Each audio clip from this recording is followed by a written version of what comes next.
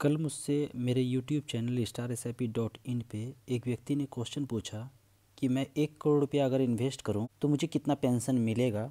इसमें मुझे डिटेल में बताइए, समझाइए।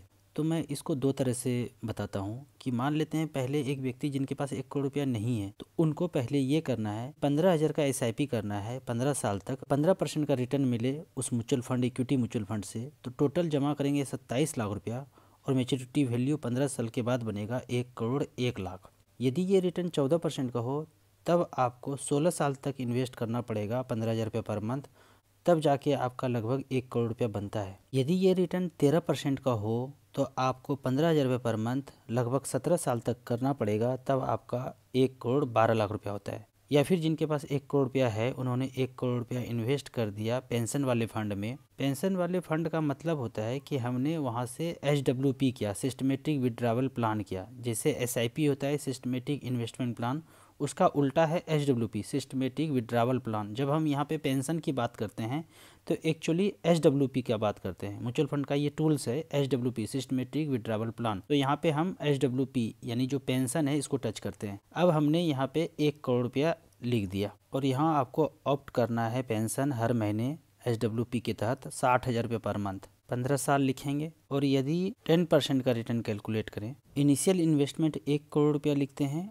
और पेंशन अगले महीने से इमीडिएट 60,000 रुपये पर मंथ लिखते हैं 15 साल के लिए। और एनुअल रिटर्न अगर 10% हो उस फंड से जनरेट हो तो टोटल पेंशन ड्रॉ करेंगे 1 करोड़ 8 लाख और बैलेंस वर्थ बचेगा जो 1 करोड़ रुपया इन्वेस्ट करके रखा था 15 साल पहले। 15 साल के बाद उसका बैलेंस बचेगा उसमें 1 करोड़ 94 लाख। यदि वो फंड 10% का रिटर्न दे तो सबसे पहले 1 करोड़ रुपया का चेक काट के दिया, म्यूचुअल फंड में जो इन्वेस्टेड है वो पैसे को हमने पेंशन वाले फंड में लगाया, SWP वाले फंड में लगाया। उसके बाद 60,000 रुपया इमीडिएट पैसा लेना शुरू किया पेंशन 15 साल तक, और 10% का रिटर्न मिले तो टोटल हम ड्रॉ करेंगे 1 करोड़ 8 लाख और बैलेंस वर्थ बचेगा 1 करोड़ 94 लाख। यदि वो फंड आप कहेंगे कि 10% का रिटर्न नहीं देगा तो ठीक है, 9% का रिटर्न देगा। अगर तो वो 9% का रिटर्न देगा तो आपका बैलेंस बचेगा 1 करोड़ 55 लाख। मतलब आप 1 करोड़ 8 लाख तो ड्रॉ कर लेंगे और बैलेंस बचेगा 1 करोड़ 55 लाख।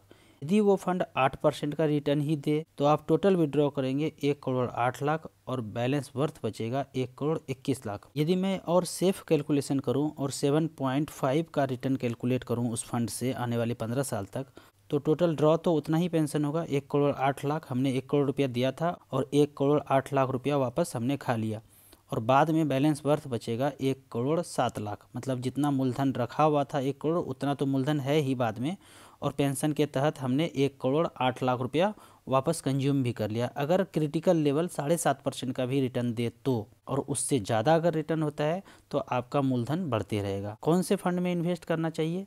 तो सबसे ऊपर StarSIP.in में बिना लॉगिन किए हुए इस ग्राफ को टच करेंगे। ग्राफ को टच करने के बाद यहाँ पे एक बैलेंस का ऑप्शन है, बैलेंस 65-35। इसका मतलब है कि 65% आपका इक्विटी में पैसा रहेगा और 35% डेट में रहेगा। इस फंड को टच करेंगे और सबसे जो AUM लिखा हुआ है सबसे ऊपर में, AUM asset under management, top right side में, इसको टच करेंगे तो AUM वाइज पैसा सिलेक्टेड हो जाएगा। सबसे ऊपर में आता है SBI इक्विटी हाइब्रिड फंड, जिस फंड में 34,000 करोड़ रुपया इन्वेस्टेड है। दूसरा फंड है HDFC हाइब्रिड इक्विटी जिसमें 17,000 करोड़ रुपया है। और तीसरा फंड है ICICI equity and debt fund जहाँ पे 16,000 करोड़ है। इन तीनों टॉप के फंड में आपको इन्वेस्ट कर देना है बराबर बराबर पैसे को। और चौथा फंड है बिरला सन लाइफ इक्विटी हाइब्रिड फंड। इन चारों फंड में आपको बराबर बराबर पैसा इन्वेस्ट कर देना है और चारों से SWP कर लेना है। किसी भी एक फंड में सारा पैसा इन्वेस्ट नहीं करना चाहिए। 4 फंड में करते हैं तो आपको डाइवर्सिफिकेशन मिल जाता है। 25-25 लाख रुपया चारों में रख देंगे और वहाँ से ऑप्ट कर लेंगे आप 15-15 हज़ार रुपये पर मंथ। तो टोटल 60,000 रुपया हो गया, लगाया आपने 1 करोड़ और 60,000 रुपये पर मंथ पेंशन ले लिया। तो आप देख रहे हैं यहाँ पे 11.91% का रिटर्न मिल रहा है, 12.28% का रिटर्न पिछले 10 साल में दे रहा है, 12.47 का, और चौथा फंड 10.33% का पर एनम कंपाउंडिंग रिटर्न दे रहा है। और जबकि हमने कैलकुलेशन में कितना कैलकुलेट किया है, 10 कैलकुलेट किया, 9 किया, 8 किया और सबसे कम 7.5 पे हमने कैलकुलेट करके देखा कि हमारा मूलधन सुरक्षित रहता है और पेंशन हमको ताउम्र मिलता ही रहेगा। फिर से कैलकुलेटर पे आते हैं। पेंशन को हमने सेलेक्ट किया है 1 करोड़ रुपया, 60,000 रुपये पर मंथ लिया 15 साल के लिए और 10% का रिटर्न जनरेट करे तो टोटल वर्थ बैलेंस बचेगा बाद में 1 करोड़ 94 लाख। इस 1,94,00,000 को फिर से आप ऊपर लिख दीजिए, 15 साल के बाद री इन्वेस्ट कीजिए 1,94,00,000। और इस पेंशन को फिर से आप 60 का डबल होता है 1,20, तो उससे थोड़ा सा कम 1,00,000 रुपये कर दीजिए। 1,00,000 रुपये कर दिया, 15 साल के लिए रहने दीजिए। 10% का रिटर्न को भी थोड़ा कम कर दीजिए। 15 साल के बाद इंटरेस्ट रेट थोड़ा सा मान लीजिए कम हो जाता है, अगर 9% हम कैलकुलेट करते हैं तो टोटल हम विड्रॉ करेंगे पैसा पेंशन 15 साल के बाद। फिर 15 साल जब शुरू करते हैं आने वाले 15 साल तक, तो 1,80,00,000 रुपया ले लिया और बैलेंस बढ़ता है 3,63,00,000। मतलब पहले हमने 1,00,00,000 रुपया इन्वेस्ट किया था, 60,000 रुपया लेना शुरू किया 15 साल तक। फिर 15 साल के बाद जब बैलेंस बर्थ हमारा 1,94,00,000 बचा, उस 1,94,00,000 को फिर से रीसेट किया और वहाँ से 1,00,000 रुपया पर मंथ लेना शुरू किया। जो पहले 60 ले रहे थे, अब 1 लेना शुरू किया आने वाले 15 साल तक फिर से। और 9% का रिटर्न फंड में कैलकुलेट करें तो टोटल पेंशन विड्रॉ करेंगे 1,80,00,000 और बैलेंस बर्थ बचेगा 3,63,00,000। अब ये मान के चलते हैं कि अब हम ऊपर चले जाएंगे, 15-15 30 साल हो गया, उसके बाद अब हम नहीं बचेंगे, तो इस पैसे को नॉमिनी को ट्रांसफ़र कर देंगे। जो ये पैसे बचे हुए हैं 3,63,00,000, ये हम अपने नॉमिनी को ट्रांसफ़र कर देंगे।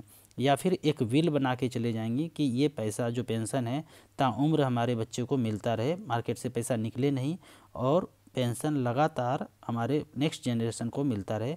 तो इस तरह से म्यूचुअल फंड के टूल्स का आप फ़ायदा उठा सकते हैं। मैं तो अपनी ज़िंदगी में यही करने वाला हूँ। कोई ज़मीन प्लॉट फ्लैट अभी तक नहीं ख़रीदा है, अभी भी रेंट पे रह रहा हूँ। एक घर खरीद लेंगे, उसके बाद कोई भी ज़मीन प्लॉट में इन्वेस्टमेंट नहीं होगा। हमारा सारा का सारा 100% पैसा इक्विटी म्यूचुअल फंड में इन्वेस्टेड है। वहाँ से हम SWP करेंगे, पेंशन लेंगे, ताउम्र लेते रहेंगे। हमारे बच्चे और नेक्स्ट जनरेशन भी इसी म्यूचुअल फंड से SWP करके पेंशन लेते रहेंगे। आपको ऑनलाइन इन्वेस्ट करना है तो स्टार SIP के लिंक में जाके आप ऑनलाइन इन्वेस्ट कर सकते हैं।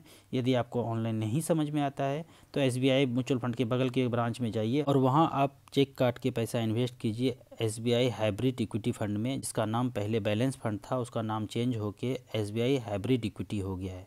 Thank you so much.